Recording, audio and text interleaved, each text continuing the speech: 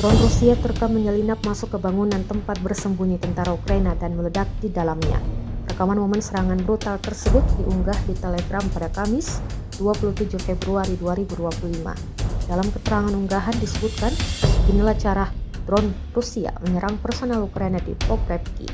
Aksi ini dilakukan operator pesawat tak berawak dari Brigade Senapan Bermotor ke-34 yang beraksi di wilayah Kursk.